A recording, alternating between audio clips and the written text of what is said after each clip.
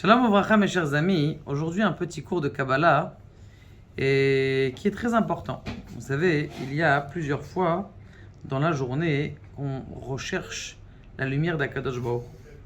Maintenant, Akadosh Baruch Hu, il y a ce qu'on appelle, il a créé 365 jours. C'est marqué dans la parashat Bereshit que Vayhi Or, c'est quoi Vayhi Or?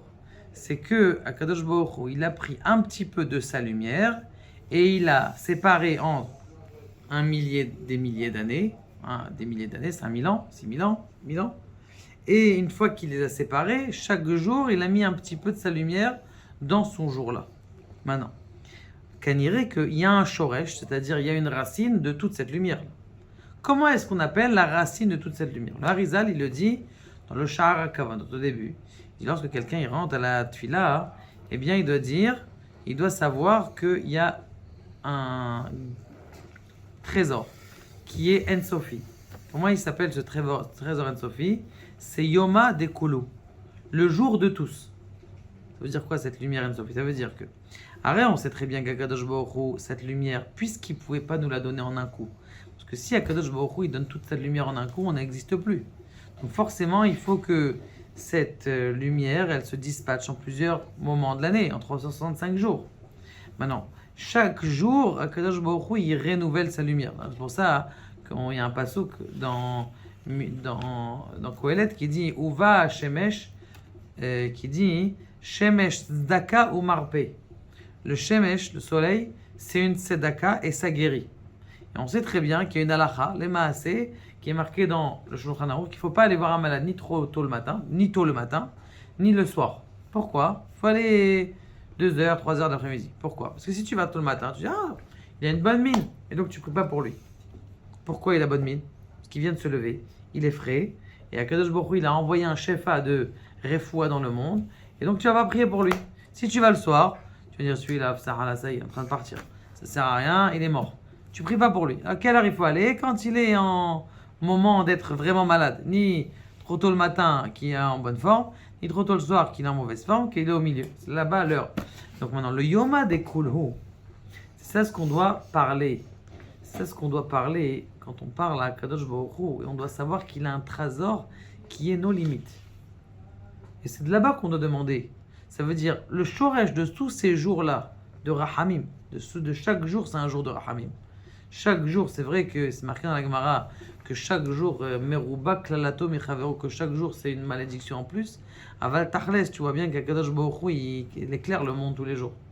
Et chaque jour qu'Akadosh Baruch Hu, il éclaire de sa Rahamim. Parce que le Shemesh, en vérité, c'est un petit peu de la lumière du Ensof d'Akadosh Baruch Hu, ainsi que toutes les autres lumières. Quand on a dit le Yehi, pourquoi est-ce que la Torah elle a commencé de créer le monde avec Yehi Or? Parce que le Yud du Yehi, c'est pour te dire que d'abord, c'est un Yud qui est là, qui descend dans ce monde, ça veut dire l'étincelle d'Akadosh Baruch Hu. Hey, c'est toi qui le prends dans tes mains. Et le Yud, c'est quoi? C'est-à-dire que même si une fois que tu as pris la lumière Ensof dans tes mains, tu dis j'ai une petite bougie de Dieu dans mes mains, c'est qu'un petit peu. Non, ça reste quelque chose de Ensofi, ça reste quelque chose qui est nos limites. Ça veut dire qu'à l'intérieur de chaque juif, on a quelque chose qui est nos limites. Et il ne faut pas qu'on reste dans ce hé. On doit être dans le yehi. Yehi, ça veut dire nos limites. Je le prends. Et nos limites, encore une fois. Je souhaite toujours être mechoubar avec Akadosh Baruch Hu. Regardez ce qui s'est passé avec Yosef Hatzadik. C'est marqué, d'ailleurs on le dit le jour de Yom Kippour, le jour de Rosh Hashanah, lorsqu'on demande la Parnassa, que qui est-ce qui fait descendre le Shefa dans le monde? C'est le Tzadik. Maintenant, c'est qui le Tzadik? Ça peut être toi le Tzadik. Et chaque jour que tu es Tzadik, c'est toi qui reçois le Shefa, comme Rabbi Nachman de Breslev dit. Lorsque une femme, elle est venue et elle a essayé de te faire des avances et que tu as repoussé des avances, sache que la Parnassa, elle vient juste après. Ça vient tout de suite après. Pourquoi? Parce que d'où est-ce qu'on apprend ça? De Yosef Hatzadik, c'est marqué. Va yavo Yosef, vahi bedabera, men Yosef, tous les jours, Madame Potiphar, la belle Madame Potiphar, elle s'appelait Zilha, elle venait à Yosef et elle le parlait jour après jour. C'est marqué, vahi, et vous dites tous les matins, Baruch Hashem, yom yom ya'amos lanu. Kadosh Baruch Hu, il donne tous les jours il donne. C'est-à-dire, c'est pas un shefa Il y a des gens, des fois, qui veulent être multimilliardaires en un coup, comme ça, après, ils peuvent étudier.